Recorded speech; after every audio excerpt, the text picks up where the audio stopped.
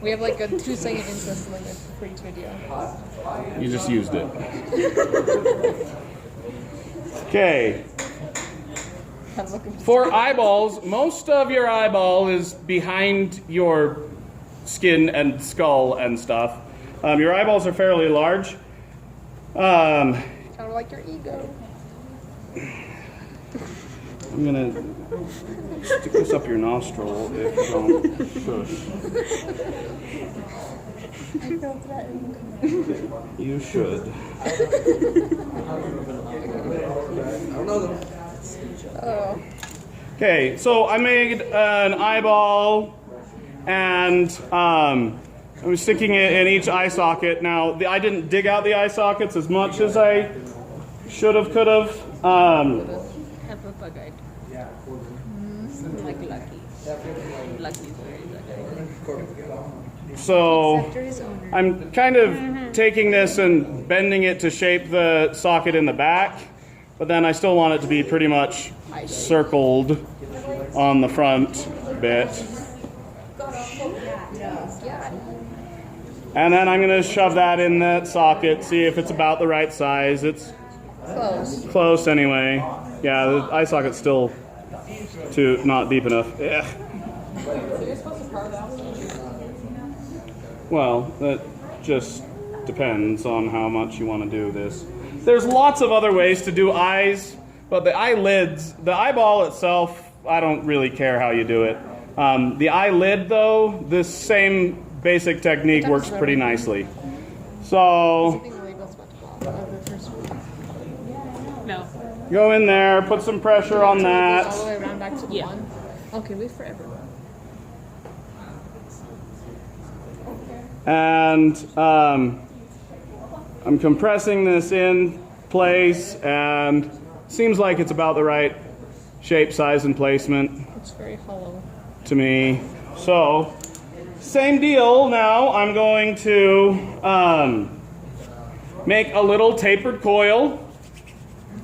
And for the upper lid, it's going to go over and cover most or much of the eyeball. So we go from down there, curve it up around across there, and then, you know, end it somewhere in here, which I don't have quite enough clay there anyway, so I'm going to do that. So Egyptian style. Make sure I've got some moisture back on the part where I'm attaching.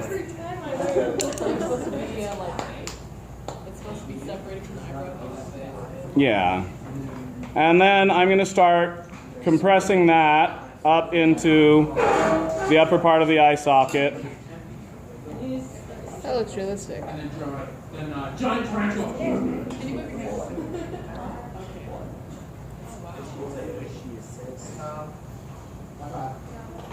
And if I want to put another one in there, there's usually a bit of skin that sags up in there. I can take care of that in a minute. One more step to the So now with the lower lid covers much less of your eye. If you ever look at your eyes and think about it, when you close your eyes, it's the upper lid doing all of the work. The lower lid is just kind of hanging out down there. Yo, what's up? So remind me to never let you be in the room without duct tape over your mouth whenever you let them out.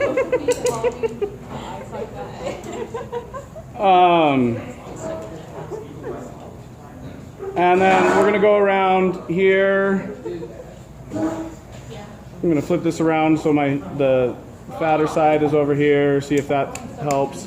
Now, mostly I just didn't bring this down over. I don't have enough bulk over there. Now he's tired. And the subtlety of the eyes and the mouth, that's where we read most of our expression, particularly the eyes. You move things a 1/16 of an inch, and people can recognize that as a change in expression. So, We have very interesting creatures.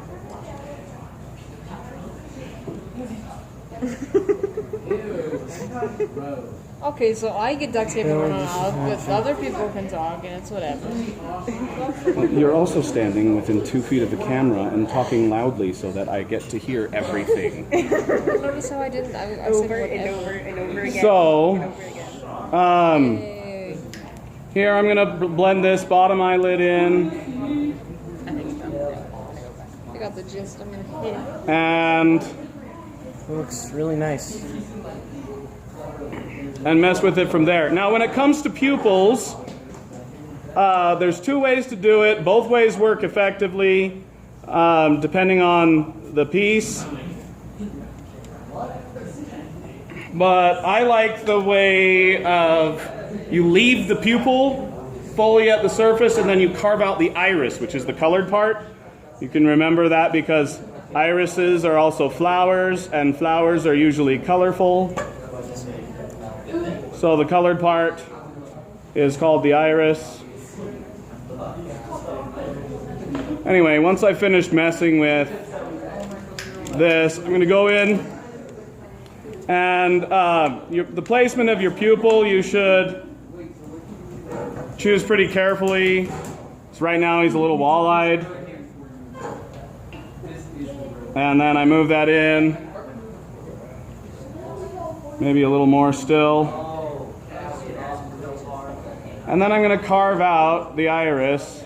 The iris should be larger than the opening, so it should have 2 curves on the sides but be flatter at the top and bottom, because most of the time, unless you're scared or surprised, you can't see whites. You don't see the entire iris. But if you just carve that out, the shadowing creates that color effect, and you leave the clay back in there for the pupil, even though that's the opposite of what's really going on your eyeball. Your iris sticks out more and your pupil's a hole.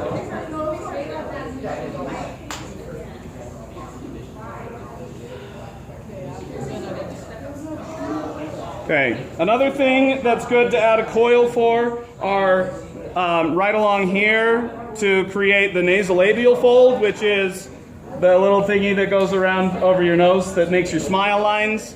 These are more or less distinct on different people. And they sometimes will wrap clear around the top edge of the nostril, but they always have a fair bulk right through here. And so this can help you to fill out your cheek and make that look structurally correct. So you go in and if they're smiling, you actually leave that edge in there, or, you know, if they're grimacing or something, anyway, doing some expression where that shows. But for other ones, you just kind of smooth it out and do that to add the bulk in the cheek where it goes. And soften that up according to the expression on the face and the details of the face. And then this hollow spot in the cheek, this is probably going to be me eventually, and I'm sure don't have any hollowness in my cheeks. That happens when you're either a lot older or a lot thinner than me.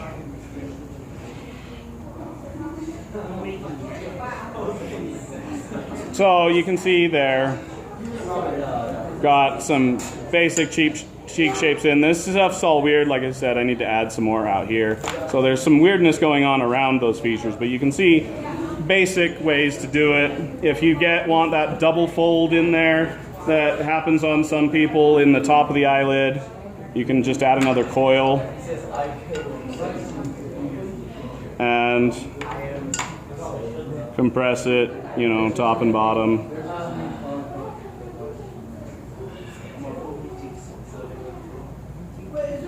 Or if you just want it to not be out so much.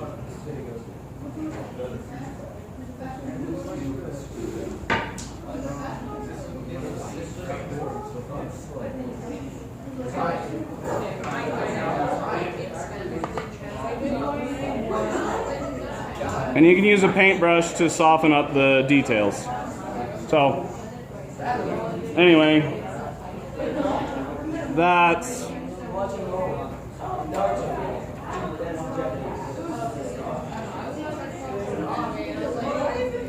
Some basics on rough demo on how to do eyes and lips.